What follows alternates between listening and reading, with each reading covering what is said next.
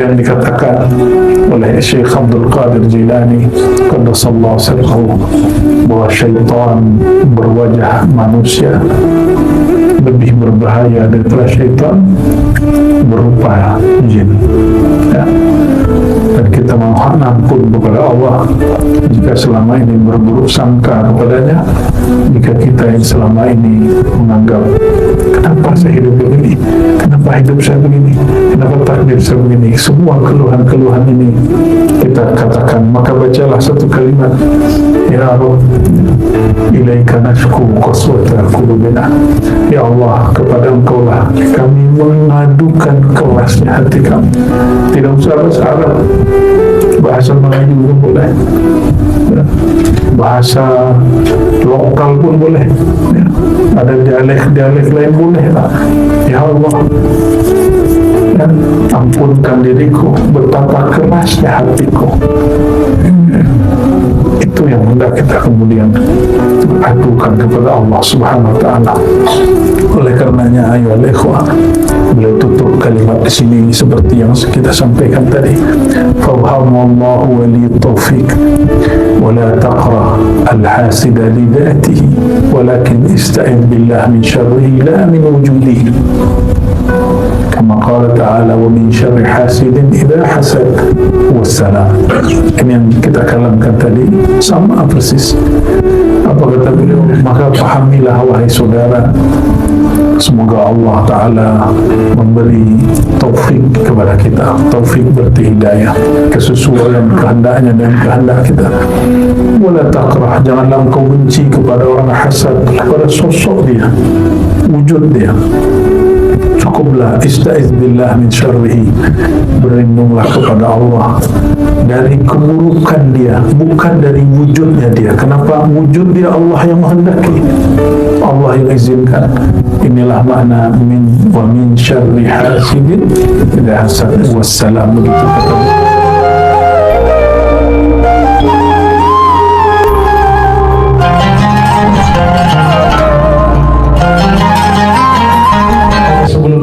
sebagai tanda syukur kepada Allah karena Allah bimbing kita untuk membicarakan ini sesuai dengan sanad ilmu silsilah yang kita peroleh dari guru yang sampai kepada nur Sayyidina Muhammad sallallahu alaihi wasallam. Maka kita katakan alhamdulillah ya Allah, semua puja dan puji kepada Engkau ya Allah, milik Engkau ya Allah. Dan yang paling sempurna memuji Engkau adalah Sayyidina Muhammad sallallahu alaihi wasallam. Maka beliau disebut Ahmad. Ahmad itu minimal bermakna dua hal. Pertama, aktsarun nas hamdan wa akmaluhum, zat sosok yang paling banyak, paling sering bersalawat, memuji Allah SWT. Adapun yang kedua, Ahmad, yang paling terpuji, yang paling baik, yang paling indah, huwa Sayyidina Muhammad sallallahu alaihi wasallam. Maka semua nur para nabi diambil dari setetes daripada nur Nabi Muhammad sallallahu alaihi wasallam. Inilah yang kemudian disebut, yang dinukil dalam salawatnya Syekh Abdul Qadir Jilani. Tapi entah siapa yang lebih dahulu berselawat dengan kalimat ini, Allahumma salli ala Sayyidina Muhammad as-sabiq binuri, atau ada yang membacanya an-nur as-sabiq. Semoga Allah sampaikan salawat dan salam kepada nur yang telah lebih dahulu daripada semua makhluk. Bahkan semua makhluk diambil dari nur Nabi Muhammad sallallahu alaihi wasallam. Nah, ini kajian Muhammad tapi yang ringannya, ya, orang cakap kajian ini kajian berat, tidak. Ini ringan sekali. Cukup katakan Muhammad Nurullah, coba cek. Sudah selesai. Sayyidina Muhammad, salah satu namanya, hakikatnya adalah Nur Allah. Apa dalilnya? Surat An-Nur ayat 35. Allahu nurus samawati wal ardh mathalu nurihi kamishkatin fiha misbah. Kenapa boleh kita buka? Karena ayatnya terang benderang. Kecuali ayatnya ini sir, maka kita sirkan kajiannya. Karena ayat ini zahir, kita zahirkan kajiannya. Oh, ada orang tuduh ini kajian majusi. Yes, ada. Ya. Siapa yang mengatakan ini kajian majusi? Jika ini kajian majusi, katakanlah ayat ini ayat majusi. Ya, Sayyidina Abdullah bin Abbas dan murid-muridnya sepakat mentafsirkan ayat ini. Allahu nurus samawati wal ardh, kita sebut nur Allah. Mathalu nurihi, perumpamaan nurnya, ay nur Muhammad sallallahu alaihi wasallam. Ini kalam daripada Sayyidina Abdullah bin Abbas dan murid-muridnya, yaitu Sa'id bin Jubair. Dan tidak mungkinlah sahabat ini dan juga murid dari sahabat ini berkalam, mentakwil, mentafsir sesuatu yang di luar ajaran baginda Nabi Muhammad sallallahu alaihi wasallam. Jadi apa dalil Nur Muhammad? Kalimat kedua, nur kedua yang ada pada lafaz mathalu nurihi, ay nur Muhammad sallallahu alaihi wasallam. Dan ini diterangkan dengan baik oleh Sayyidina Qadhi Iyad dan juga pengarang kitab Asy-Syifa, ya. Dalam kitabnya ya Imam Qadhi Iyad, beliau mengatakan nur al-awwal nur Allah, nur tsani nur Muhammad sallallahu alaihi wasallam. Nah, kita lihat kitab yang ditulis oleh Imam Abu Bakar Al-Banani. Beliau ini salah satu ulama yang bernaqsyabandi dan juga bersyadzili, dan kemudian mentajdid sendiri tariqahnya. Likulli mursyidin tajdid. Setiap mursyid itu ada tajdidnya. Itulah mursyid yang ada sir di dalam kalbunya. Maka apapun dapat jadi zikir, apapun dapat menjadi nur. Tapi jika hanya ahli tukang hitung tasbih, maka ditambah sedikit zikirnya, dia kata ini sudah melanggar kata guru kita. Kurangi sedikit, dia bilang ini sudah modifikasi. Tidak begitu. Semua imam, semua syekh, mursyid terdahulu, mereka tambahkan, mereka kurangi. Bagian apa? Bagian furu, cabang daripada amalan. Tapi usul, pokok, asal dari amalannya tidak ditambahkan, tidak dikurangi. Berkatalah Imam Abu Bakar Al-Badani Asy-Syadzili An-Naqsyabandi Al-Muhammadi, Nabiyuna sallallahu alaihi wasallam huwa awwalul mawjudat ruhan wa jawhara. Nabi Muhammad SAW adalah yang pertama mawjud, baik ruhnya ataupun zatnya, jauharnya.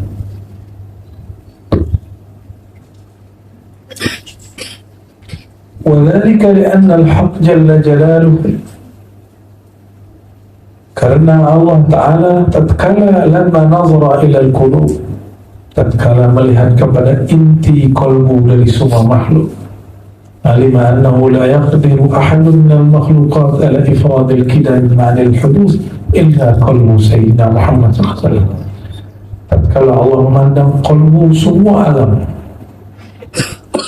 jadi tidak hanya qalbu manusia, Allah pandang qalbu malaikat, qalbu hewan, bahkan sebenarnya tumbuhan-tumbuhan itu ada qalbunya, tapi hanya orang-orang tertentu yang Allah izinkan. Sehingga wa in min syai' illa wa yusabbih, tidak ada sesuatu kecuali dia bertasbih. Qalbunya alam itulah yang bertasbih. Dari semua yang bertasbih, tidak ada yang mampu memikul makna kemakrifatan kecuali Sayyidina Muhammad sallallahu alaihi wasallam. Khasallahu jahara bi awwal fitrah, ya. Maka Allah kemudian berikan kekhususan kepada Sayyidina Muhammad SAW sejak sedari awal ia diciptakan, maka bolehlah disebut beliau itu mahal zuhur tajalli tabaraka ta'ala, yang paling sempurna, objek yang paling sempurna Allah jadikan sebagai tempat ia mengenalkan dirinya, karena yang lain tiada sanggup menerima amanah kemakrifatan dari Allah Subhanahu wa ta'ala. Dan kita beruntung semua tuan-tuan, kita dijadikan umat Nabi Muhammad sallallahu alaihi wasallam. Tiada yang kebetulan, semuanya sudah diatur oleh Allah Subhanahu wa ta'ala. Kenapa orang-orang berwajah seperti itu, berwajah yang tidak wajah Arab, tapi Arab makhluk? Allah jadikan umat Sayyidina Muhammad sallallahu alaihi wasallam. Tubuh ini hanyalah kendaraan. Jika dia sudah lama dipakai, dia mulai rusak. Betul ya? Mulai rusak. Lambungnya mulai rusak, ususnya mulai rusak, parunya mulai rusak, jantungnya mulai terganggu. Itu normal, karena dia kendaraan. Kendaraan jika 10 tahun dipakai, mulai dia rusak. Ini sunnatullah badan. Maka rehatnya badan jika dia mati, maka jangan minta panjang umur, minta saja berkah umur. Minta saja berkah umur. Sayyidina Muhammad SAW umurnya hanya 63, tapi perubahan yang ia buat sama dengan seluruh nabi yang ada. Dari Nabi Adam sampai Nabi Isa lebih kurang 6.000 sekian tahun. Nabi Muhammad SAW hanya 63 tahun, dan itu sama, bahkan lebih sempurna. Kenapa? Beliaulah sahibul barakah. Fatabarakallah ahsanul khaliqin, itulah Sayyidina Muhammad SAW. Maka sungguh berkah Allah Ta'ala yang menciptakan sebaik-baik makhluk, yaitu Sayyidina Muhammad SAW. Ada yang baca ahsanal khaliqin, sebaik-baik yang mencipta, tapi ada ulama kita baca ahsanul khaliqin, sebaik-baik yang dicipta. Sebaik-baik yang dicipta oleh Nabi Muhammad SAW, maka Allah, karena ia zat yang paling baik mencipta, maka disebut ahsanul khaliq, sebaik-baik yang mencipta. Kenapa? Karyanya adalah Sayyidina Muhammad sallallahu alaihi wasallam. Maha karya inilah yang kemudian dibahasakan dengan ahsanul khaliqin, sebaik-baik yang mencipta. Sayyidina Muhammad SAW dalam surah Al-An'am kita sering membaca, tapi sudah dalam sigat lafaz yang lain ya. Beliau mengatakan وَبِذَلِكَ أُمِرْتُ وَأَنَا أَوَّلُ الْمُسْلِمِينَ, surah Al-An'am ayat 163 ya. Seakan ini ada simbolnya 163 yang cocok logi, yang cocok, yang untuk menghafal yang nikmat kan. Dia yang satu, dia yang paling utama pada umurnya 63. Cocok lagi ya? Cocok, tapi betul. Apa kata beliau? Dengan itulah umirtu, aku diperintah. Wa ana awwalul muslimin, akulah yang pertama tunduk Islam kepada Allah Subhanahu wa ta'ala. Jadi ini oleh ulama kita secara mutlak, roh beliau, jauhar zat beliau yang pertama menyembah Allah Subhanahu wa ta'ala. Wa ma khalaqtul jinna wal insa illa liya'budun, tiadalah aku cipta jin dan manusia, tidak hanya kita, jin dan manusia, illa liya'budun, kecuali untuk mengenal aku. Mana ada orang ya, yang waras, yang berakal, menghormati, menyembah sesuatu yang dia tidak kenali. Maka syaratul ubudiyah ma'rifatul ma'bud. Jika syarat menyembah, syarat sholat bagi ahli fikih adalah wudhu, maka Maka syarat menyembah Allah adalah ma'rifatul ma'bud, mengenal yang disembah.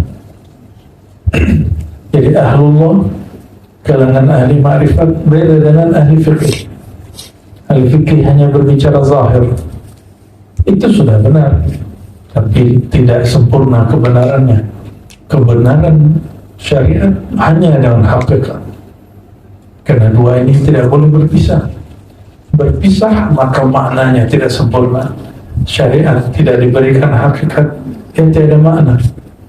Seperti orang yang sangat mudah mengatakan I love you, aku suka kamu, aku cinta kamu, ya, tapi tidak ada makna. Maka hakikat itulah yang kemudian Nabi Muhammad SAW kemudian ajarkan, ya, hakikat engkau dicipta liya'budun, liya'rifuni, supaya mereka mengenal aku. Dan pagi hari yang sebelumnya, hari kemarin kita menyebutkan malamnya bahwa mengenal Allah yang pertama kali adalah mengenal nama. Maka kenalilah nama Allah Subhanahu wa Ta'ala, bukan nama yang ditulis di Asmaul Husna, yang ada di dinding, di kaligrafi, yang ada di kanvas, tapi nama Allah yang terukir di dalam kolbu.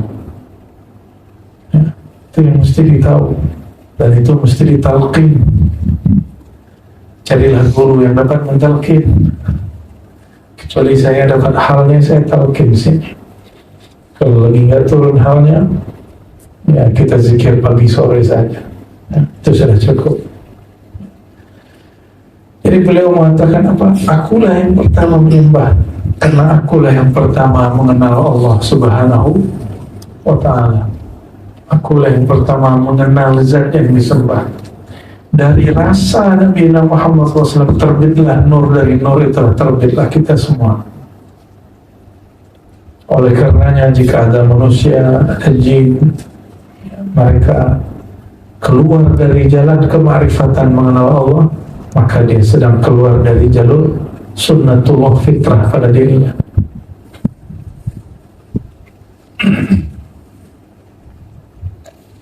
Inilah yang kemudian dikatakan kuntu nabiyyan wa adam bainan ma'i wa tin. Aku telah ada, aku telah menyembah Allah, aku sudah menjadi nabi.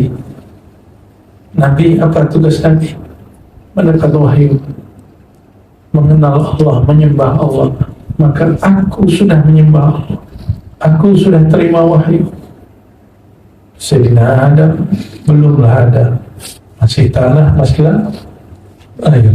Hadis ini sahih, bukan hadis-hadis ilhami. Hadis ini diriwayatkan oleh para ahli hadis. Tuan-tuan, saudara-saudariku yang bukan Allah, oleh karenanya mengenal Allah itu dimulai dari mengenal Sayyidina Muhammad Sallallahu Alaihi Wasallam. Itulah juga sebabnya dalam kitab Dalailul Khairat, sebelum kita bersolawat kepada baginda, ada satu wirid namanya membaca nama Sayyidina Muhammad Sallallahu Alaihi Wasallam. Yang banyaklah orang bertanya, kenapa menyebut nama Muhammad juga bagian dari zikrullah? Apa dalilnya? Dalilnya banyak. Ya. Wa rafa'na laka dzikrak, dan kami angkat engkau wahai Muhammad, zikraka, sebutanmu, namamu. Imam Qadhi Iyad mengatakan, ja'altu zikraka min dzikri, aku jadikan mengingat engkau adalah jalan mengingat aku. Aku jadikan memandang engkau cara termudah memandang aku. Maka siapa yang memandang engkau pasti memandang aku. Siapa yang mengingat engkau pasti dia ingat akan aku. Itulah makna hadis Ibnu Majah. Man khairun nas, man awliya'ullah, siapakah orang terbaik, manusia terkasih di sisi Allah? Depan baginda sallallahu alaihi wasallam, man idza ru'u dzukirallah, orang yang jika engkau pandang dia, maka memandangnya membukakan jalan bagimu untuk memandang Allah. Orang yang jika engkau kenal, maka mengenang dia membukakan jalan untuk mengenang dan mengingat Allah Subhanahu wa ta'ala. Inilah yang disebut Ar-Rabitah Al-Kubra, Rabitah yang agung, yaitu mengenang Sayyidina Muhammad sallallahu alaihi wasallam. Dengan dasar itulah maka maulid tidak hanya dendang suara yang bagus, tapi mesti wajib juga ada yang mensyarahkan walaupun sedikit tentang sifat baginda Nabi Muhammad sallallahu alaihi wasallam. Dan kami biasa untuk memahami nur Sayyidina Muhammad SAW biasa melazimkan satu salawat yang disebut salawat nur zati, salawat yang diijazahkan Sayyidina Abul Hasan Al-Ash'ari, salah satu yang diijazahkan salawat kemarifatan. Allahumma salli ala Sayyidina Muhammad an-nur al-dhati was-sirr al-sari fi jami' al-asma'i was-sifat. Ya Allah, limpahkanlah kasih sayang Kau kepada Nabi Muhammad SAW yang disebut an-nur al-dhati, nur zat. Nur zat. Selain Nabi Muhammad SAW itu nur sifat, nur asma, nur afal. Beliaulah nur zat. Selain beliau pasti dialiri oleh sirnya, wasirris sari, dan sir yang mengalir pada dirinya, yang mengalir pada alam semua. Maka tiadalah engkau memandang satu alam, satu tempat, kecuali di sana ada sir al-Muhammadi, sir nur daripada Nabi Muhammad sallallahu alaihi wasallam. Atas dasar itu tidaklah usah seorang pecinta Rasulullah SAW meminta lagi, ya Allah beri aku mimpi Rasulullah. Kenapa? Engkau pandang alam, engkau pandang dirimu, di sana ada mengalir sir Sayyidina Muhammad SAW. Maka memandang diri, memandang akannya, memandang alam, memandang akannya. Sudah ya. Jadi adakah cara memandang berjumpa Nabi Muhammad SAW secara jaga? Ada. Ini yang disebut Tariqul Zawqiyah, jalan rasa, yang munculkan keyakinan bahwa semua yang ada ini berasal dari Nur Muhammad SAW, dan semua yang ada ini mengalir padanya sir Sayyidina Muhammad SAW.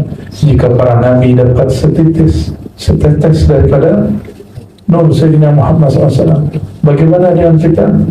Tidak usah sedih. Al-ulama warasatul anbiya, para ulama pewaris para nabi. Maka ulama kita, wali-wali Allah dari kalangan umat Sayyidina Muhammad SAW, akan diberikan sir percikan yang hampir sama dengan nabi-nabi sebelumnya.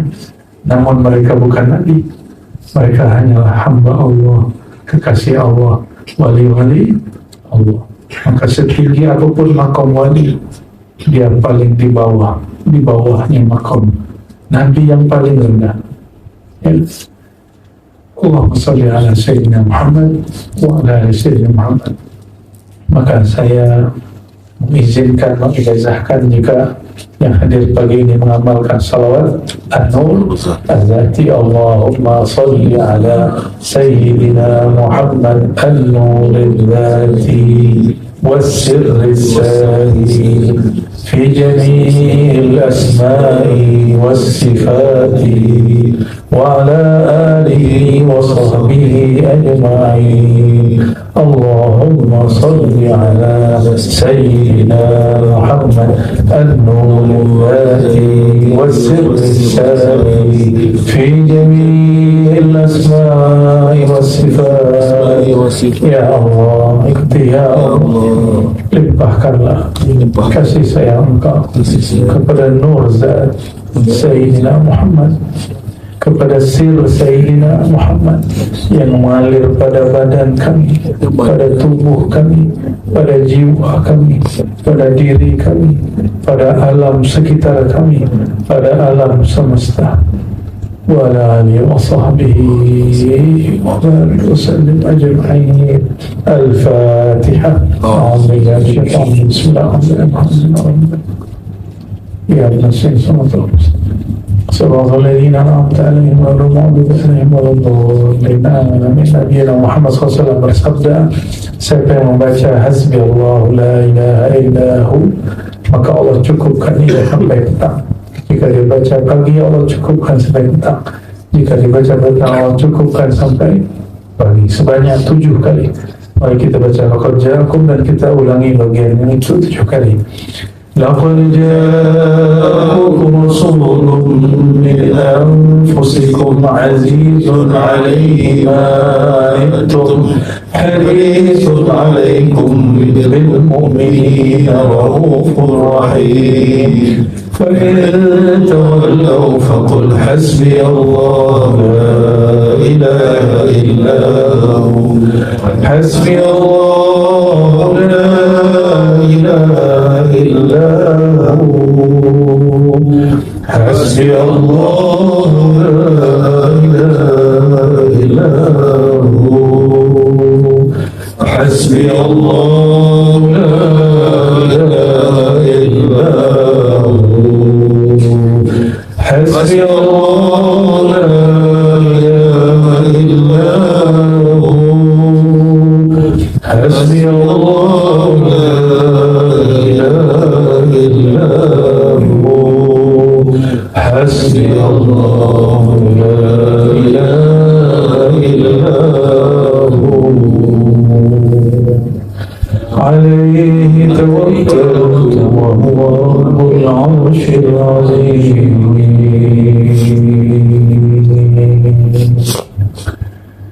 صلى الله على محمد صلى الله عليه وسلم. صلى الله على محمد صلى الله عليه وسلم. صلى الله على محمد صلى الله عليه وسلم. صلى الله على محمد صلى الله عليه وسلم. Subhanakallahumma wa bihamdika asyhadu an la ilaha illa anta astaghfiruka wa atubu ilaik. Mohon maaf salah dan kurangnya. Assalamualaikum warahmatullahi wabarakatuh. Syukur kepada Allah yang menjadikan baik dan buruk dalam pandangan manusia, tapi sebenarnya dalam pandangan hakikat Allah Subhanahu wa taala itu anugerah semata. Kam min mani'in haqiqatuhu apa, betapa banyak sesuatu yang ia larang, bahkan ia melarangnya, tapi sebenarnya ia sedang memberi. Maka berkalamlah Ibn Athaillah Iskandari, al-man'u ainul ata, larangan Allah itu pada hakikatnya Allah sedang memberi. Jika Allah menahan satu nikmat, Allah sedang memberi nikmat yang lain. Jika kita disakiti dalam satu hal, maka kita sedang diberi kesenangan dalam hal yang lain, dan itu di saat yang bersamaan. Inilah makna inna ma'al usri yusra. Sesungguhnya bersamaan kesusahan, kepayahan itu ada kejayaan, kemudahan. Syukur ini tidaklah sempurna kecuali kita kembali bersolawat kepada Zat yang paling banyak diuji dan ditempa dengan sesuatu yang kita sebut cobaan, dugaan, cabaran, ujian, dan lain sebagainya. Asyadun nas bala'an al-anbiya summa alladhina yalunahum summa alladhina yalunahum. Orang yang paling banyak dicoba, orang yang paling banyak diberikan cabaran ujian adalah orang yang disebut para nabi. Dan nabi yang paling tinggi adalah Nabi Muhammad SAW. Maka otomatis umat yang paling banyak diuji pun umat Nabi Muhammad SAW. Nah, inilah yang akan menjadi tajuk kita, topik kita, maudhu' المحاضرة في هذا الليل المبارك إن شاء الله. Suaranya jelas kembali ke belakang? Jelas tak? Jelas ya, Alhamdulillah. Sebelumnya mari kita kirimkan suratul Fatihah untuk Sayyidina Muhammad sallallahu alaihi wasallam dan semua para sahabat, bahkan para nabi, semua para wali Allah dan semua guru-guru mulia, wabil khusus Sayyidina Syekh Abdul Qadir Jilani Qutb Rabbani, Abdul Hasan Syazili, Muhammad Bahaidin Syah Naqsyabandi, Sayyidina Syatari, Sayyidina Rifai, Sayyidina Idrisi, Sayyidina Salmani, Sayyidina Ahmad Sirhindi, Sayyidina Khalidi. Untuk semua mereka, lahumul Fatihah. A'udzu billahi minasy syaithanir rajim.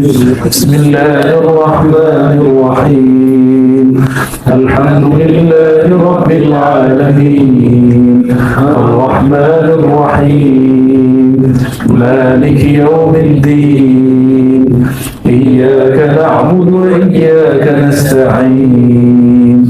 اهدنا الصراط المستقيم صراط الذين أنعمت عليهم غير المغضوب عليهم ولا الضالين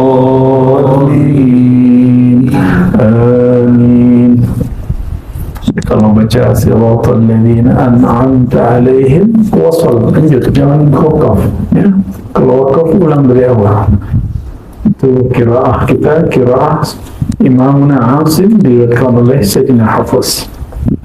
Di siratal ladzina an'amta alaihim, jika tuan-tuan berhenti ulang dari awal. Kenapa?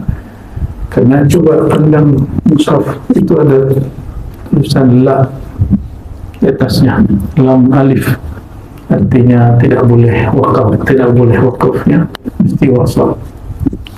Meskipun di luar sana ada kaidah qiraat yang lain yang membolehkannya untuk diwakaf, namun ilmu ini bersilsilah. Begitulah cara baginda Nabi Muhammad SAW membaca ya. Saya tidak mau bicara bab qiraat karena panjang lagi urusannya, panjang lagi masalahnya. Kita bahas yang tadi kita hantarkan di awal, bahwa makhluk yang paling banyak diuji, diberikan cabaran, ujian, dugaan adalah Sayyidina Muhammad SAW. Maka otomatis umat terbanyak diberikan tempaan ujian adalah umat Nabi Muhammad SAW. Dan siapa umatnya? Kita lah umatnya. Maka qulu alhamdulillah, katakan alhamdulillah kami yang paling banyak ditempa oleh Allah. Alhamdulillahi ala kulli hal wa fi kulli hal. Segala puji terima kasih ya Allah yang telah menempa kami, baik itu disebut oleh manusia baik ataupun buruk. Semuanya itu, ini akan jadi bahasan kita. Tiadalah takdir baik ataupun buruk, kecuali itu sababut taratti, sebab rohani seseorang naik tingkatan. Dan malam ini kita khususkan kepada an-zulmaniyah wal khati'ah, sababani minal asbab at-taratti. Nah, ini kaidah kita, bahwasannya hijab-hijab kegelapan, bahkan ya maju boleh, maju tak apa, biar muat lebih dekat. Kapan lagi jumpa dekat sedekat ini? Alhamdulillahirabbil alamin. Maka betul. Saya mau tanya nih tuan-tuan, datuk kita, kakek kita Sayyidina Adam alaihissalam, berlaku pada beliau kesalahan, khati'ah ya. Beliau menganggapnya dosa, tapi di sisi Allah bukan dosa. Maka kaidah Ahlus Sunnah, para nabi tiada berdosa, tapi semua nabi merasa berdosa. Faham? Ini kaidah. Semua nabi terbebas dari semua dosa. Bukan salah, nabi boleh salah, tapi nabi tak boleh dosa. Mustahil beliau berdosa. Namun boleh salah, boleh silap, boleh keliru. Sayyidina Adam, di saat beliau memakan buah larangan yang dinamakan syaitan, ini syaitan kasih nama Syajaratul Khuld. Ini nama pemberian syaitan. Syajaratul Khuld, pokok kekekalan, tumbuhan kekekalan. Kalau di Indonesia kita sebut pohon, orang sini sebut pokok kekekalan. Ini siapa yang beri nama? Syaitan, iblis. Iblis pun suka beri nama. Maka hati-hati, tidak semua ilmu nama dari Allah. Kadang-kadang ilmu nama bersumber dari waswas syaitan. Ya. Di saat Sayyidina Adam fa'azallahuma syaitan, tatkala Sayyidina Adam digelincirkan oleh syaitan, apakah itu sebuah kegagalan ataukah itu sebuah kemajuan? Secara zahir, akal kita, rasio kita secara logis mengatakan ini apa? Kegagalan. Betul. Tapi seandainya Sayyidina Adam tidak memakan pokok kekekalan itu, maka tiadalah kita jumpa hari ini. Tiadalah kita berzikir pagi dan petang. Tiadalah kita ngaji ma'rifatullah. Tiadalah kita rindu serindu-rindunya kepada Sayyidina Muhammad sallallahu alaihi wasallam. Manakah yang lebih baik?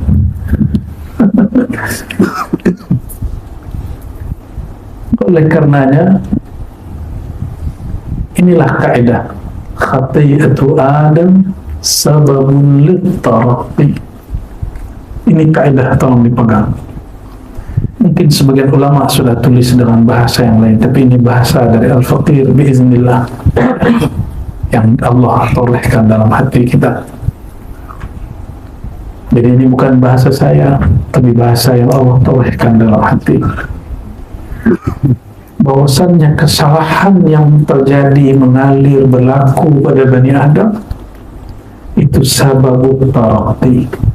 Karena taraqqa Adam bi khati'atihi, sebagaimana Sayyidina Adam, ia diangkat oleh Allah dengan kesalahannya. Laula al-khati'ah ma wasala as-salik ila Allah. Kalau bukanlah ada kesalahan-kesalahan, kegagalan-kegagalan, kekeliruan-kekeliruan, maka seorang salik tidaklah pernah belajar usul sampai mengenal Allah Subhanahu wa ta'ala.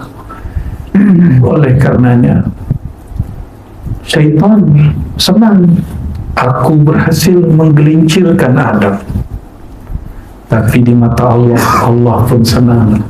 Inilah saat hambaku, kekasihku Adam belajar tentang aku, belajar lebih banyak tentang kekasihku Nabi Muhammad SAW. Maka jika ada orang faham tentang Sayyidina Adam, dia tiadalah menghujat dan membenci Sayyidina Adam.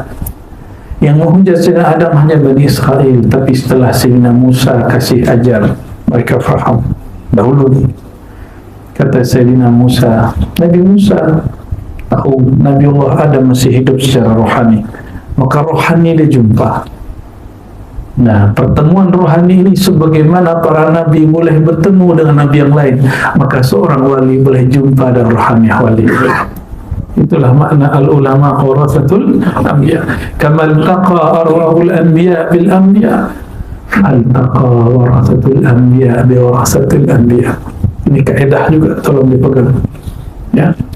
Sebagaimana jumpa ruhaniah para arwah para nabi dengan arwah para nabi, maka arwah para wali pun jumpa dengan arwah para wali.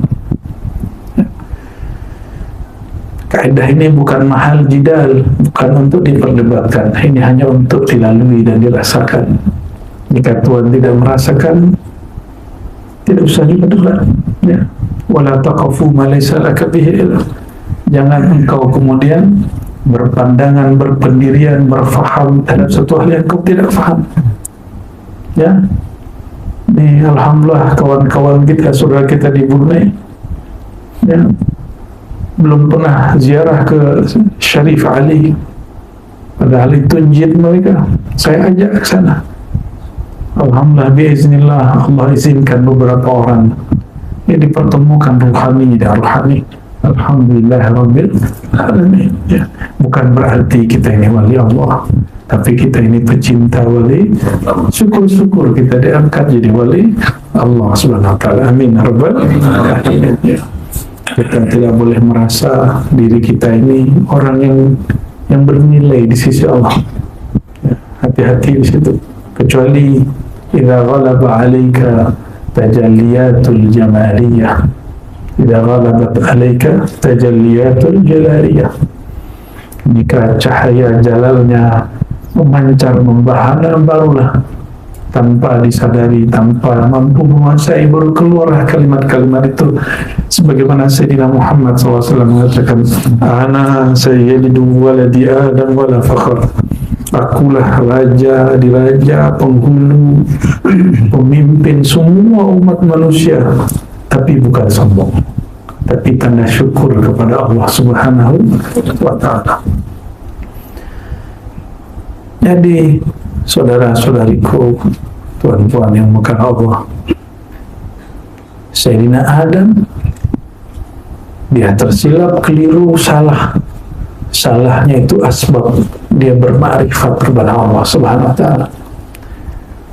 Kalau kita mau cari salah orang, ada salah orang. Nah, Sayyidina Adam saat jumpa dia tanya, ya Rabb, ketemukan aku dengan Nabi Allah Adam, kakekku. Maka jumpalah dia. Di saat jumpa Sayyidina Adam bertanya, Sayyidina Musa bertanya, inilah dalil bahwa dialog arwah dengan arwah boleh terjadi, orang hidup dengan mati boleh terjadi. Ini dalil Sahih Bukhari. Hai Adam, kakek kami, ya, engkaukah ini orangnya, ya, yang menyebabkan kami terusir dari surga? Apa jawaban Sayyidina Adam? Ternyata Sayyidina Adam lebih cerdas. Oh, ini Nabi yang katanya dapat berkalam-kalam dengan Allah, tapi tidak faham bahwa yang berlaku padaku adalah bagian dari takdir kehendak Allah. Fahaja Adamu Musa. Maka Sayyidina Adam berhujjah, mengalahkan hujjah Sayyidina Musa. Ya, bagaimana tidak? Wa 'allama Adam al-asma' kullaha. Semua asma' ada pada Sayyidina Adam. Semua hujjah ada pada Sayyidina Adam.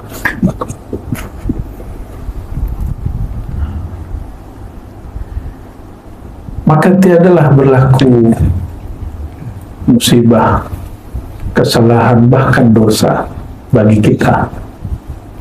Dosa itu musibah, dosa itu keburukan zahirnya. Betapa banyak kita jumpa orang, dia sadar dalam maksiat.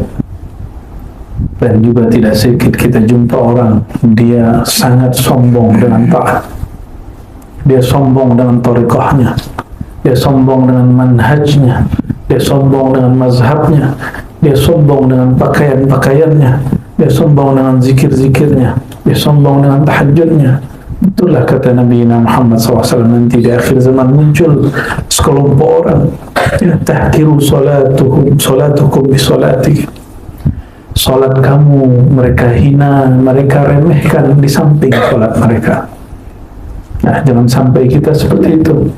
Maka ciri-ciri taifah syaitaniyah, kelompok-kelompok pengikut syaitan, dia meremehkan, menghina kelompok yang lain, tidak sayang kepada kelompok yang lain. Kita boleh tahu makom kita, tapi kita wajib sayang kepada semua orang lain. Kalau Tuhan ini tahu makomnya tinggi, bolehlah. Tapi semakin tinggi orang, semakin kenal dia kepada Allah, semakin dia dekat kepada dan menyatu dengan nur daripada Rahman dan Rahimnya Allah Subhanahu Wa Taala. Dan Allah paling sering menyebut Rahman dan Rahim, karena itu adalah isi daripada nur zatnya Allah Subhanahu Wa Taala. Ini ada satu kitab supaya kita dapat berkah. Walaupun secara tema sudah cukup tadi, tapi kita ambil, ternyata adakah bahasan serupa dalam kitab-kitab turas, kitab-kitab kuning, tapi kitabnya sudah tak kuning, ya, masih gundul berbahasa Arab, bukan bahasa Melayu. Ditulis oleh Maulana Al-Imam Al-Qutub Abu Bakar Al-Bannani, ya. Judul kitabnya Bughyatus Salim. Di ribat kita sekali sebulan buka kitab, ya. Masih bagian awal-awal kalau di ribat. Di sini saya langsung lompat ke pasal 74. Apa kata beliau? Al-waswasatu sababut taraqqi. Itu judul dari muhakkik, ya. Sebenarnya bukan itu judul dari muhakkik. Apa kata beliau? إذا أراد الله سبحانه وتعالى أن يظهر لعبد سرا من أسراره أغرى إبليس لعنه الله بوسوسة. Ya.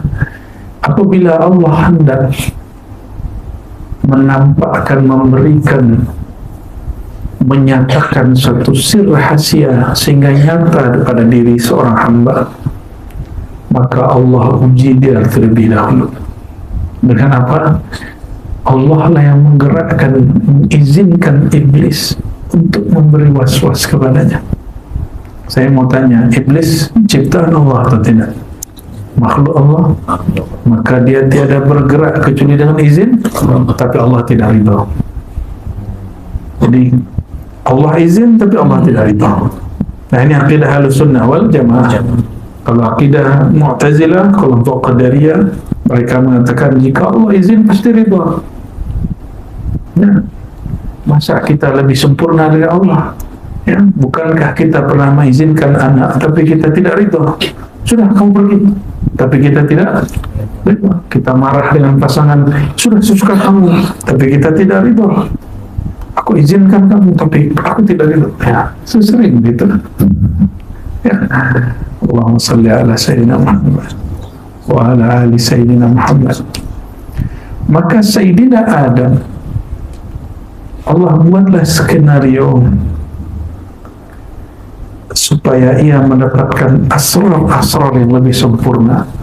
Dikirimlah Azazil yang sudah diberi nama baru Iblis.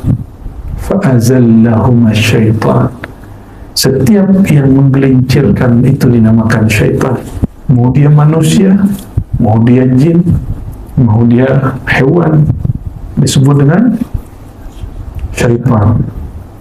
Maka Nabi Muhammad SAW sebut hewan-hewan yang berbisa, yang berbahaya, ada saat sholat maka boleh dibunuh.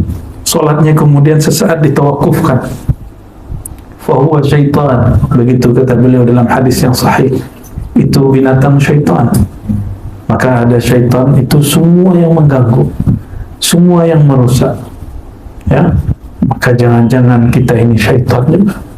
Ya, tapi jangan lama-lama jadi syaitannya.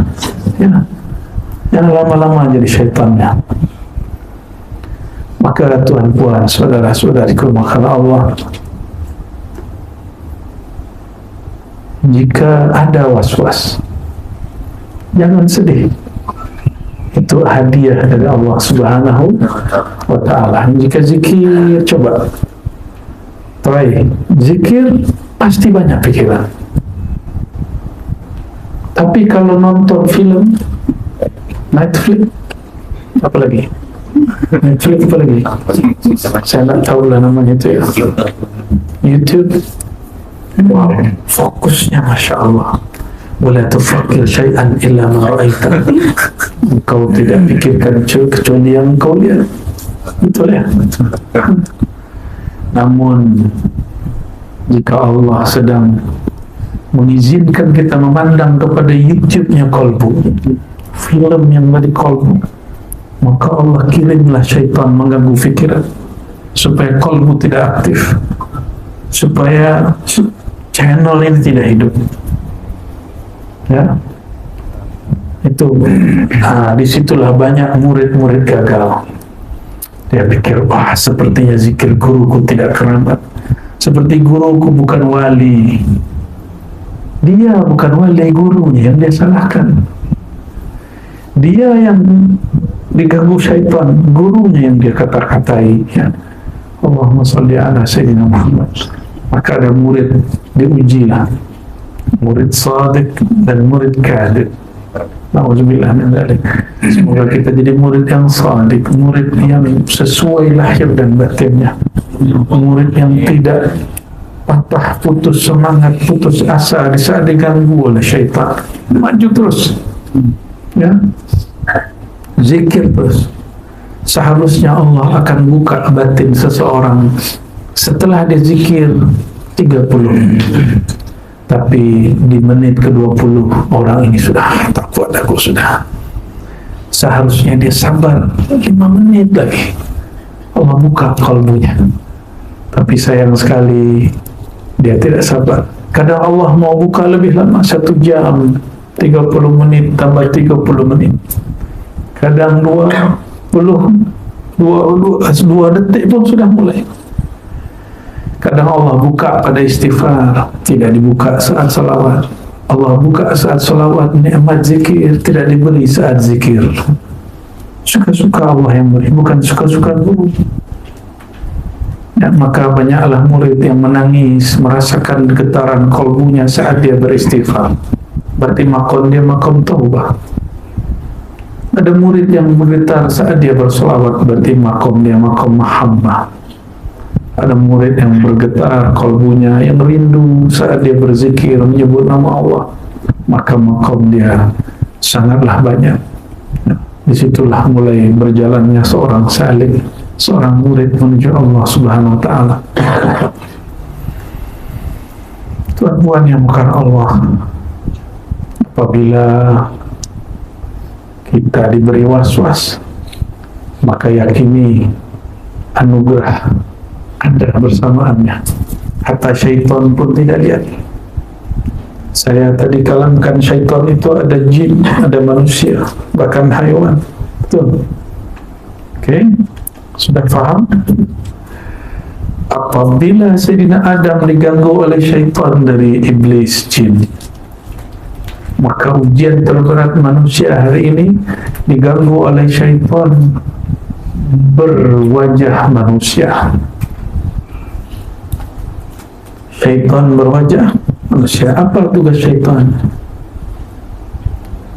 Ayat yang paling mudah dihafal, surat terakhir dalam Al-Quran, paling mudah, tidak usah pakai dalil-dalil aneh. Qul a'udzu birabbin nas, malikin nas, ilahin nas, min syarril waswasil khannas alladzi waswisu fi sudurin nas. Nama dari syaitan yang masuk ke dalam diri manusia, ke darah daging manusia, yang bertugas memberi waswas, namanya syaitan khannas. Apa tugas dia? Maka syaitan pun bertugas. Masa ulama tak ada tugas? Masa salik murid tidak ada tugas? Masa manusia tidak tugas? Syaitan pun bertugas, iblis pun bertugas. Ambil tugas, jangan kalah dengan syaitan. Ya, apa tugas dia? Yuwaswisu fi sudurin nas, memberikan was-was, gundah gulana, gelisah yang tiada hentinya ke dalam kolbu, dadanya manusia. Ya, ada rasa gelisah hari ini.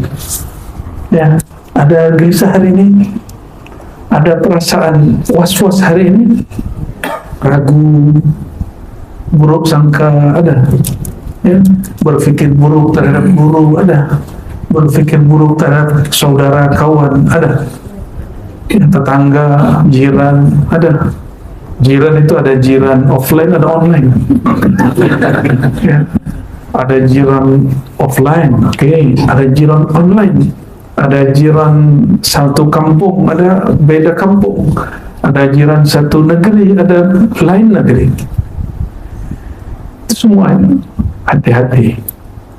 Apabila ada orang membersihkan, menjelek-jelekkan saudara kita, sahabat kita, berarti Allah sedang hantarkan juga nur. Ya. Was-was itu zulumat, kegelapan, usri, kesulitan. Allah sedang berikan nur, yusri, ya, kemudahan-kemudahan.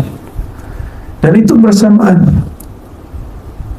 Setiap ada was-was, maka Allah beri ma'rifat. Setiap kali Allah tutup sulmaniyah dengan kegelapan, sebenarnya ada cahaya di belakang itu. Setiap Allah menahan satu pemberian, Allah memberikan pemberian-pemberian yang lain. Allah tahan seseorang sukses dalam berusaha, ternyata Allah sedang ingin dia tahajud di malam hari, dia berzikir pagi dan petang, dia silaturahim kepada guru-guru dan ulama, dia minta doa kepada masyayikh, dia ziarah kepada kubur-kuburan orang soleh, dia ihsan kepada orang tuanya, dia menyapa tetangganya. Ternyata Allah ada mau. Itulah cara-cara Allah. Karena seseorang apabila dia selalu di atas angin, selalu dia senang, dia jumpa orang, dia remehkan. Saya tahu isi rekening dia, saya tahu isi dompet dia. Palingnya orang ni, orang ekonominya low, lemah ini. Jumpa lagi, ilmunya sedikit, thariqah tidak benar, maka Allah berikanlah itu. Orang yang sombong dengan thariqahnya, Allah cabut nikmat zikir dan wiridnya. Orang yang sombong dengan hakikatnya, Allah cabut nikmat rindunya bertuhan kepada Allah Subhanahu wa ta'ala. Orang yang suka cari-cari kesalahan orang lain, maka Allah tutup mata batin dia membaca aib dirinya sendiri. Ini hati-hati ini. Ini sudah mulai ini dokter zamannya. Jangankan kalau dulu ahlu sunnah lawan wahabi, sebentar lagi bahkan mungkin sudah mulai sesama ulama ahlu sunnah saling mengata-ngatai. Ya, ahlu sunnah yang ahli kalam mencari keburukan ahlu sunnah yang sufi. Para sufi ahli tarekat pun meremehkan ahli kalam. Ahli kalam mengatakan, sesatlah kau wahai sufi. Kata sufi, hei zindiklah kau wahai ahli kalam. Sama itu. Orang tak bernasab nuduh orang bernasab, orang bernasab sombong dengan nasabnya. Nauzubillah min dzalik. Ini sudah mulai sesama ahlus sunnah. Maka saya baru ingat 2020 awal pandemi, salah satu wali Allah yang misterius berkalam kepada saya, engkau nanti lihat Ar-Razi. Tidak semua orang ahli sunnah itu benar-benar ahli sunnah. Itu hanya klaim, hanya aku ahli sunnah, aku thariqah, aku sufi, aku asy'ari, aku syafi'i. Tapi batin dia belum. Aku berthariqah, saya thariqah fulan, saya thariqah ini, thariqah itu. Itu hanya yang aku. Padahal jalan ini jalan menghabiskan keakuan. Dulu mungkin berlawan dengan Wahabi karena suka jidal, debat, ya. Sekarang sepi, tidak ada debat, maka cari kawan sendiri debat. Kawan sendiri debat, walaupun hanya beda thariqah, hanya lain daripada mazhab dan manhaj.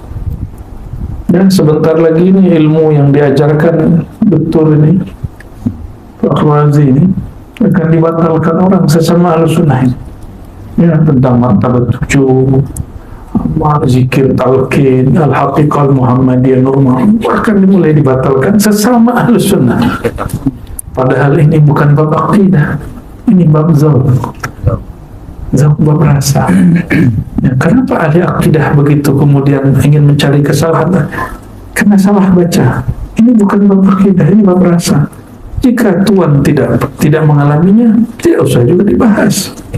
Ya, tidak sampai rasa kepada Nabi Muhammad, sudah cukup katakan yang pertama Allah cipta adalah air, suka-suka ya. Karena bab yang disebut asal muasal bukan bab akidah, itu disebut dengan bab ontologi, ilmu bidayah ya. Yang wajib itu ilmu akidah, bab iman ya. Orang berdebat siapakah yang lebih dulu cipta, Nur Muhammad kah, Aras kah, air kah, tidak masalah ya. Hakikah Muhammadiyah kan Nur Muhammad, tidak ada masalah, itu berdzauq ya, zasa. Karena hadisnya pun beragam. Awwalu ma khalaqallahu al-qalam, yang pertama Allah cipta adalah al-qalam. Ada hadisnya, ini Tirmidzi hadis hasan. Ada riwayat lain dari dhaif, awwalu ma khalaqallahu al-aql, yang pertama Allah cipta akal. Ada lagi hadis, awwalu ma khalaqallahu nura nabiyyika Jabir, yang pertama Allah cipta nur Nabi ka Jabir, hadis Abdul Razak. Tapi dalam naskah yang ada hari ini tiada itu teks. Adanya dalam riwayat yang dinukil oleh Imam Suyuti. Ada lagi, laulaka ya Muhammad ma khalaqtul aflaq, kalau bukan karena engkau hai Muhammad tidak aku ciptakan makhluk. Hadis tidak sahih, itu bab bahasa, itu bab bahasa. Maka kita tidak akan sebut juga hadis dhaif itu hadis yang sahih. Kita tidak sebut juga hadis ilham itu hadis, cukup katakan ilhami atau hadis ilhami ya. Namun saudara-saudariku, tuan-tuan yang maka Allah, apabila ada, kalau dulu Wahabi mungkin menjelekkan kita, membidahkan kita, masuk akal. Tapi hari ini mungkin sesama Ahlus Sunnah ya, membidahkan sahabatnya sendiri, mengatakan sahabatnya sendiri orang sesat. Nah, mengikuti ilmu ini itu sababut taraqi. Jika engkau marah, engkau gundah, engkau ragu, engkau sakit hati, engkau emosi, engkau berkata buruk dalam menanggapi, maka engkau fa'anta misluhu, engkau samalah dengan dia. Berarti engkau tidak diberi satu maqam. Jika kita dicaci maki orang, disesatkan orang, ini ujian apa? Apa ujian kalau dicaci maki orang? Apa yang sedang Allah ingin beri? Satu makom yang diperoleh oleh sebagian ulama 70 tahun mereka tidak sampai. Tapi cukup kita dihujat dalam beberapa hari, bahkan satu hari, orang sampai. Bagaimana caranya? Jika ada orang menghujat, doakan kebaikan bagi orang itu. Inilah kalam para imam dahulu ya. Para musuh itu ya, adatun atau adatun, para musuh atau a'da'un lahum fadlun alayya wa minna. Para musuh itu orang-orang yang membenciku, orang-orang yang mencari kesalahanku. Nah, selama kita ini, adakah kita dicari kesalahan oleh orang lain? Ada? Pasti ada. Adakah kita ini kalau dicari kesalahan, kata Dr. Fawid, pasti ada salahnya. Hatta Nabi Adam dicari kesalahannya oleh Nabi Musa, ketemu salahnya. Betul tak? Buka Sahih Bukhari, ketemu apa yang oleh Orientalism dikata kesalahan-kesalahan Muhammad. Masya Allah. Mereka kumpulkan beberapa riwayat-riwayat kesalahan-kesalahan Muhammad. Nauzubillah min dzalik. Ada seorang Nabi Muhammad SAW dicari kesalahannya oleh orientalis yang tidak beriman kepada beliau, berjumpa. Apalagi kita ya. Maka beliau mengatakan, orang yang memusuhiku, asbab dia aku diberi anugerah oleh Allah SWT. Harusnya berbaca wirid puluhan tahun, tapi cukuplah puasa puluhan tahun, cukuplah dicaci maki orang sehari, 2 hari, 3 hari, sebulan, 2 bulan, dia sampai di makom sabar, makom kesabaran, makom ma'iyah. Jadi orang kalau tanya bagaimana cara muraqabah ma'iyah, tidak usah zikir 70.000 la ilaha illallah, mungkin anda capek ya, tapi ada jalur pintas dan engkau dihujat orang Bagaimana cara menanggapinya? Salamatus sadar. Apa arti salamatus sadar? Tidak membiarkan ada kata-kata buruk masuk dan muncul dari dalam diri. Ya. Jika kita memunculkan apalah itu orang, jika kita mengatakan dia lebih alim daripada aku, jika kita mengatakan tariqah dia tidak sahih, ya, tidak satu level, berarti kita menumbuhkan sombong. Tapi jika katakan alhamdulillah ada orang menegurku, tiadalah ada orang menegurku kecuali dengan izin dari Allah SWT. Itulah tuan-tuan. Jika syaitan iblis menggoda Sayyidina Adam dengan izin Allah, maka jika ada orang hasad, iri, dengki kepada kita, itu dengan izin Allah. Ridha. Jika kita ridha, kita naik lagi makom yang lebih cepat lagi dari sabar kepada ridha. Itu lama sekali, karena banyak orang sabar tidak ridha. Betul kan? Perempuan ini khususnya, tuan-tuan ini lah. Sebab tuan-tuan ini, tuan-tuan itu nggak sabar, tapi tidak itu.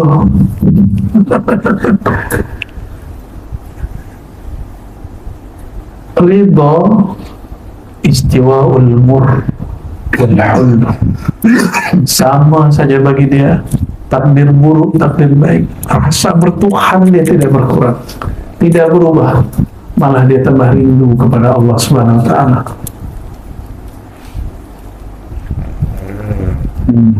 Sudah sampai di alam lain. Lelah hayati. Allahumma salli ala sayyidina Muhammad.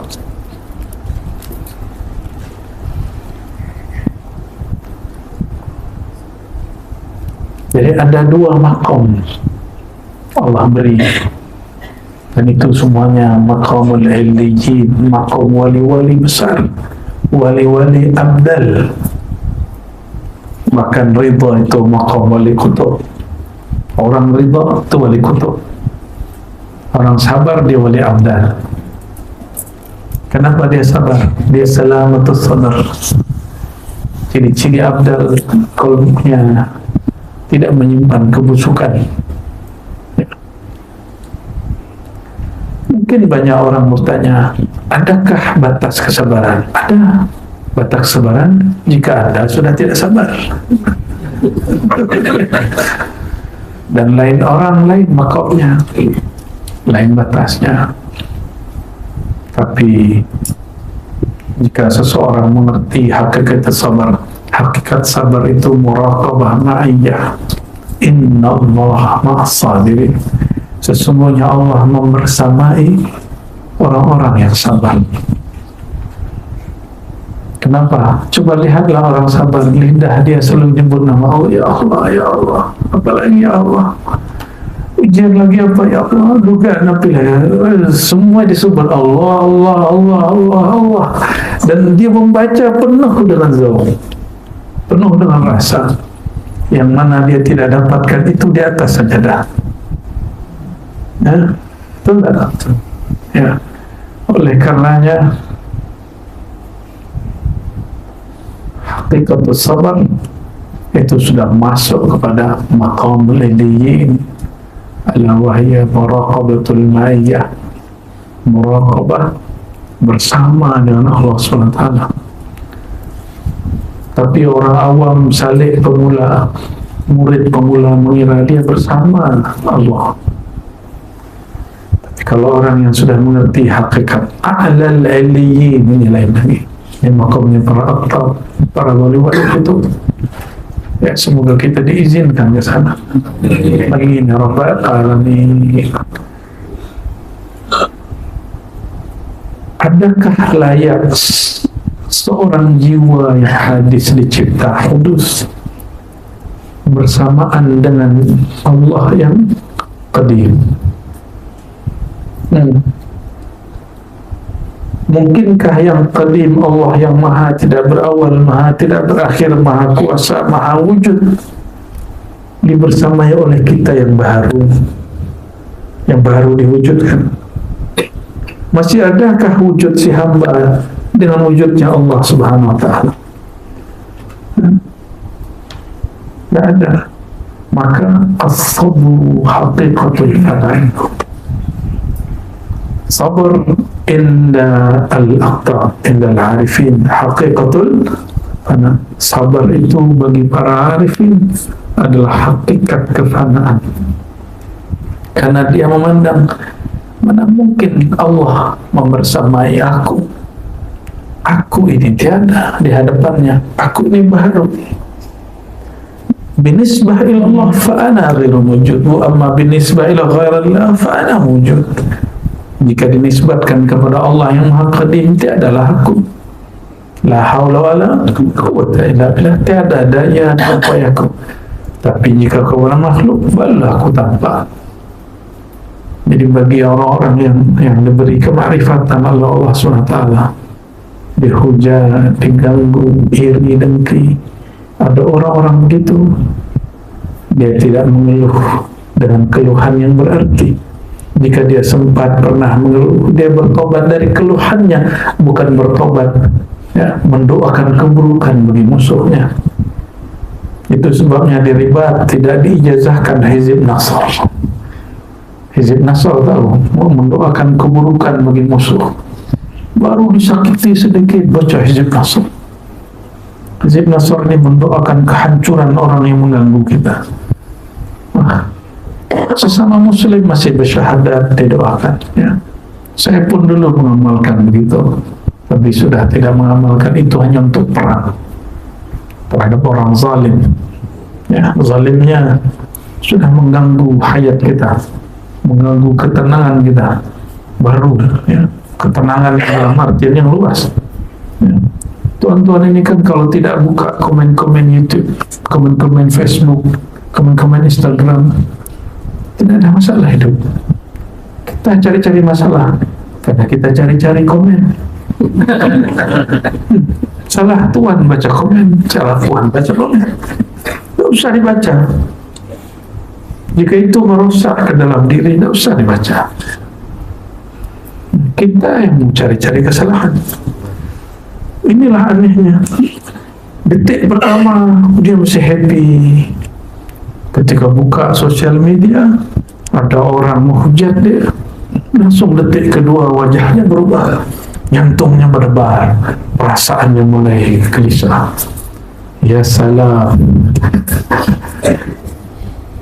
Siapa yang meracuni diri sendiri? Kita yang meracuni diri kita sendiri ya. Mau hidup sehat lahir batin, tidak hanya makan yang sehat, bacalah yang sehat-sehat ya, bacalah yang baik-baik. Orang Melayu nih, kata orang, hobi baca apa? Baca komen, baca WhatsApp, Masya Allah. Tapi kalau diberi buku satu, detik ketiga huruf Zai dan Kha langsung akhirnya awalnya dia membaca buku, lama-lama buku membacanya. Allahumma salli wa sallim wa barik alaih. Maka perhatikan saudara-saudariku, tuan-tuan, jika di surat sebelum An-Nas ini asrar luar biasa di situ. Kita diajarkan berlindung bukan dari zat orang yang hasad, tapi dari perbuatan orang yang hasad. Namun Allah memberikan penampakan di situ. Yang nampak orang hasad, tapi jangan kau terjebak pada hasadnya. Perhatikan, idza hasad, berlindunglah min syarri hasidin, bukan min hasidin. Berlindunglah dari keburukan orang yang hasad saat dia hasad, tidak hasad, bukan dari orang yang hasad. Lain. Kenapa? Orang yang hasad itu adalah mesin-mesin Allah SWT untuk mengangkat derajat hamba. Yang makhluk paling hasad di muka bumi, paling iri dengki di muka bumi, ahsanun nas iblis, syaitan. Makhluk yang paling iri dengki kepada yang lain adalah iblis. maka siapa yang mengalir iblis dalam dirinya, dia akan menjadi orang yang iri dan dengki. Dan perhatikan, Allah berikan kita ibrah yang luar biasa. Berlindunglah engkau min syarri hasidin idza hasad, bukan min hasidin. Apa bezanya min syarri hasidin dengan min hasidin? Min syarri, dari keburukannya orang yang hasad, karena kullun nas hasidun. Setelah saya melihat-lihat, ya, kontemplasi, melihat ke dalam diri, ke semua, ternyata semua manusia itu hasad. Semua manusia hasad, tidak ada manusia yang tidak hasad, apalagi jin. Bahkan malaikat pun ada hasadnya, tapi hasad itu ada dua. La hasada illa fitnatain. Maka ada dua hasad yang dibolehkan oleh Allah SWT. Rajulun atahu Allahu malan fatasaddaq bihi ana al-laili wa ana an-nahar, wa rajulun atahu Allahu ilman atau Qur'anan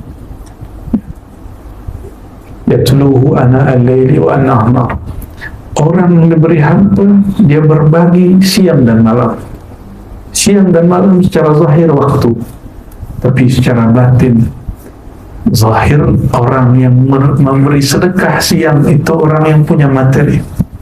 Orang yang bersedekah malam, orang yang bersedekah nur kepada orang lain, bersedekah ilmu kepada orang lain. Ini penjelasan Al-Imam Al-Hakim At-Tirmidzi, ya. Ana al-laili wa ana an-nahar, malam dan siang. Malam ahlullah, siang itu orang punya harta. Malam menunjukkan dia punya nur dalam dirinya, itu yang dibagi-bagi. Makanya kita hormat kepada dermawan ilmu dan dermawan harta, ya, kita hormat kepada mereka. Semoga Allah memberkahi mereka, amin ya rabbal alamin. Dan yang itulah yang disebutkan, ya, orang yang diberi ilmu, beri Quran, dan dia membacanya siang dan malam. Allahumma shalli ala sayyidina. Maka ulama kita menyebut hasad yang positif, yang ijabi, disebut dengan ghibtah. Bahasa Arabnya apa? Ghibtah. Saya pernah bahas ini, tapi sudah lama sekali. Ghibtah itu lainnya dengan hasad yang salbi, iri dengki. Iri dengki, kita iri kepada saudara kita dan kita mengangankan nikmat Allah hilang dari dia. Kita angankan Allah kemudian mentakdirkan buruk kepada dia. Itu namanya iri dan dengki yang negatif. Itu hasad syaitani. Hasad syaitani. Ada hasad yang tidak syaitani, hasad yang tadi zulmani, ada hasad nurani, hasad nur. Itu yang tadi. Kita melihat orang kaya dan kita ingin kaya seperti dia supaya kita dapat beramal seperti dia. Kita lihat orang kaya beramal, Masya Allah. Kalau orang tak kaya, maka dia suka berbagi, dia suka bantu orang, dia tenang beramal, dia bolehlah haji umrah sering-sering, dia bolehlah ziarah jauh-jauh, dia bolehlah berguru kepada syekh dari manapun. Maka kita berangan, semoga saya diberi kekayaan Allah sehingga saya boleh juga seperti itu. Itu namanya ghibtah. Apa sebutannya? Ghibtah. Menginginkan apa yang didapat orang yang dapat nikmat, tapi tidak mengangankan keburukan bagi mereka. Paham? Betul semua kita orang hasad, tapi ada hasadnya hasad gelap, kegelapan syaitan. Ada hasadnya hasad nuraniyah, hasad cahaya Allah Subhanahu wa ta'ala.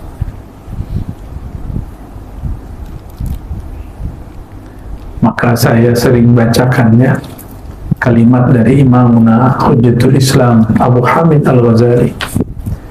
Kullu ni'matin mahsudah, kullu man'umin mahsud. Setiap nikmat pasti diirikan, didengki orang. Maka setiap orang diberi nikmat pasti orang iri.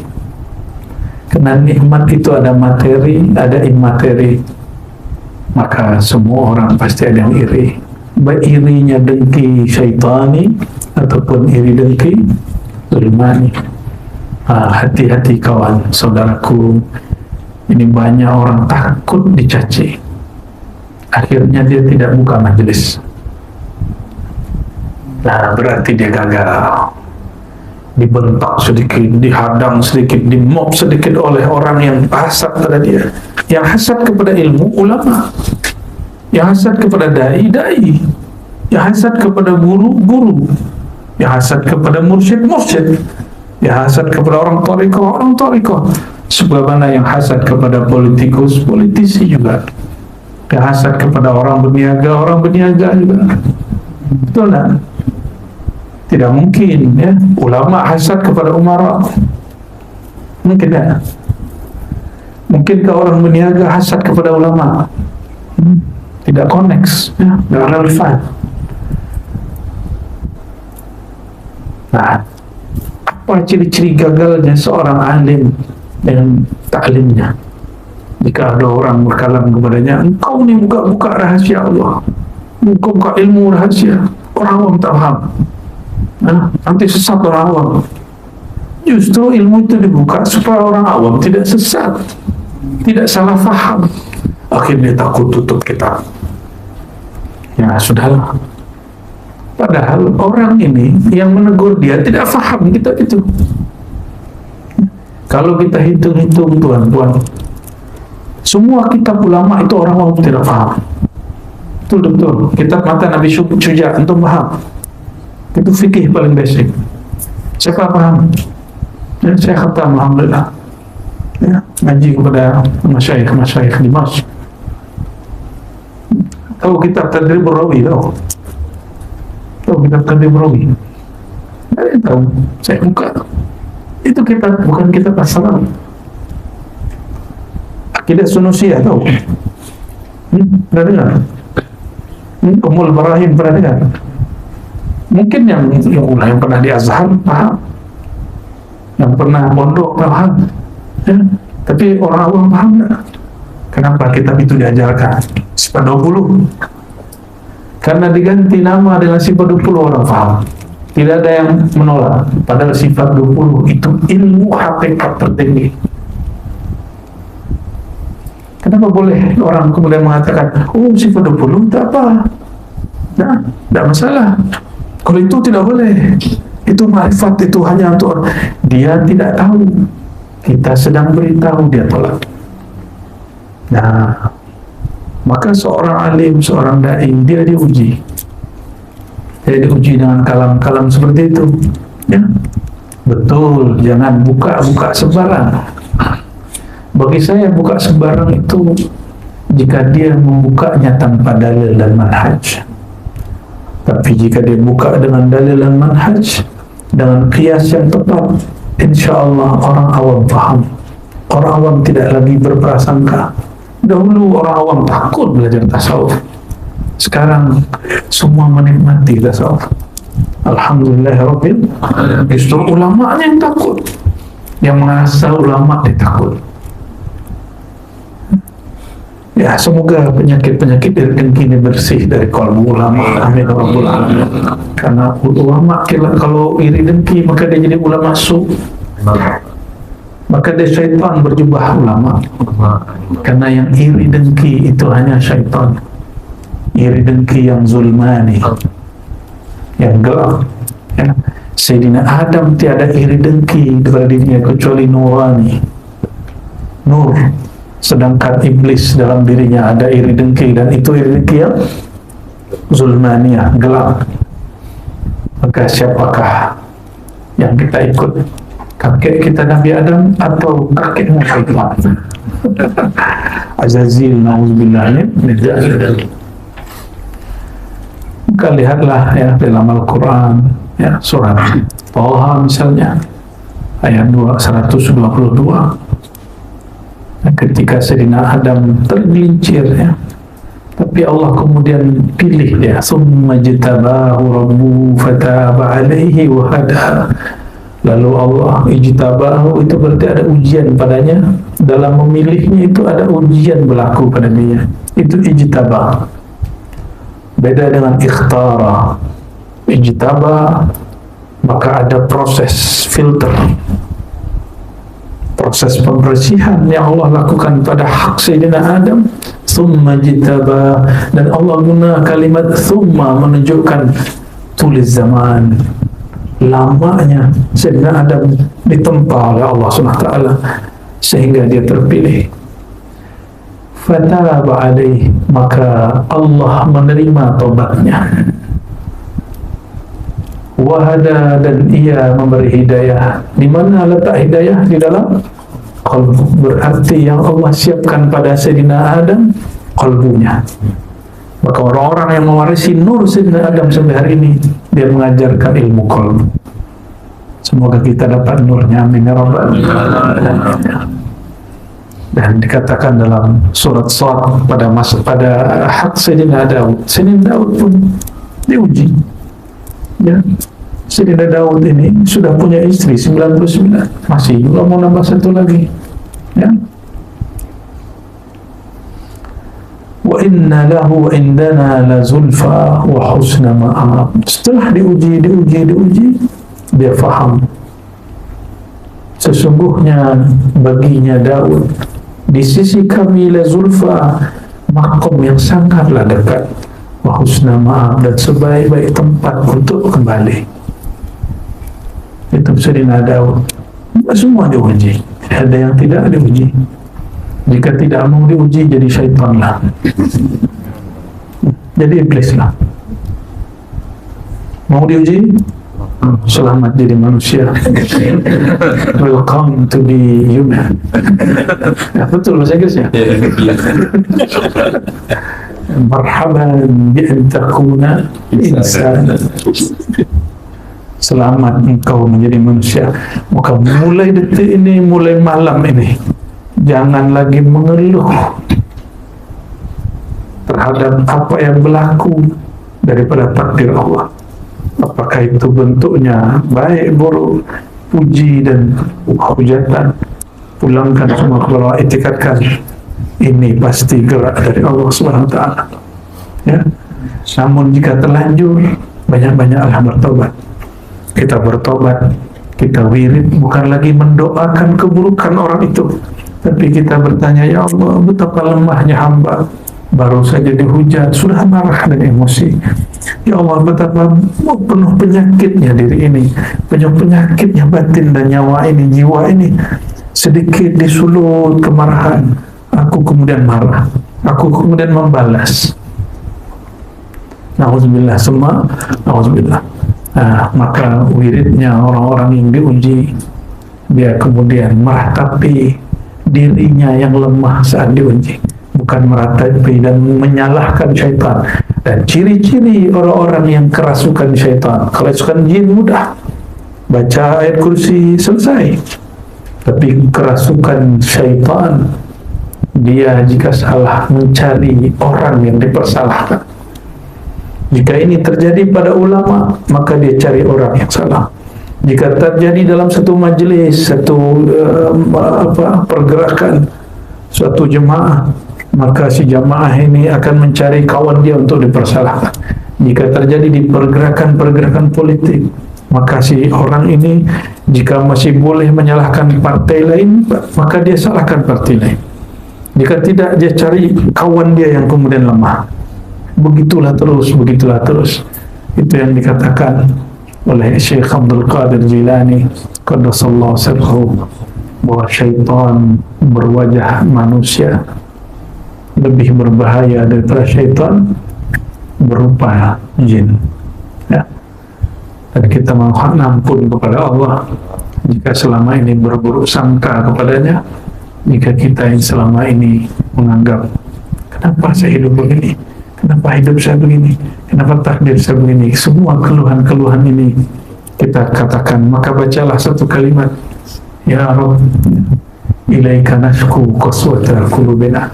Ya Allah, kepada Engkau lah kami mengadukan kerasnya hati kami. Tidak usah bahasa Arab, bahasa Melayu pun boleh. ya. Bahasa lokal pun boleh, ya. Ada dialek-dialek lain boleh lah. Ya Allah, ya, ampunkan diriku, betapa kerasnya hatiku. Itu yang hendak kita kemudian adukan kepada Allah Subhanahu wa Ta'ala. Oleh karenanya, ayo ikhwah, beliau tutup kalimat di sini seperti yang kita sampaikan tadi. Fawhamullahu waliyut taufiq wa la taqra al-hasida li dhatihi walakin ista'id billah min syarrihi la min wujudihi. Kama qala ta'ala wa min syarri hasidin idha hasad. Wassalam. Ini yang kita kalamkan tadi sama persis apa kata beliau. Maka pahamilah wahai saudara, semoga Allah Ta'ala memberi taufik kepada kita. Taufik berarti hidayah, kesesuaian kehendaknya dan kehendak kita. Wala takrah, janganlah engkau benci kepada orang hasad, kepada sosok dia, wujud dia. Cukuplah ista'iz billah min syarrihi, berlindunglah kepada Allah dari keburukan dia, bukan dari wujudnya dia. Kenapa? Wujud dia Allah yang menghendaki, Allah yang izinkan. Inilah makna min wa min syarri hasidin idza hasad. Wassalam, begitu kata beliau. Dengan ini juga saya cukupkan kajian kita malam ini. Kesimpulannya sederhana, bahwa ujian, cacian, kegagalan, dosa, bahkan semua itu adalah cobaan dari Allah supaya si hamba mengalami taraqi, kenaikan maqam, kenaikan kualiti rohani. Semoga kita termasuk orang yang menyadari hal ini, dan setiap hari, setiap saat ada kenaikan rohani, dan Allah ridha kepada kita semua. Ilahana anta maqsuduna, ilahana anta maqsuduna, ilahana anta maqsuduna, wa ridhaka matlubuna, ilahana anta maqsuduna, ilahana anta maqsuduna, ilahana anta maqsuduna, wa ridhaka matlubuna. Ikuti Allahumma Allah bersama kita. Allahumma Allahumma Allah bersama kita, bersama dalam susah kita, bersama dalam senang kita, bersama dalam lalai kita, bersama dalam ingat kita, bersama dalam ilmu kita, bersama dalam jahil kita, bersama dalam nikmatnya, bersama dalam ujian cabaran, bersama di saat kita jaga, bersama di saat kita tertidur, bersama dan selalu bersama. Tapi tiadalah hamba jika zat yang maha qadim bersamanya. Allahumma Allahumma Allahumma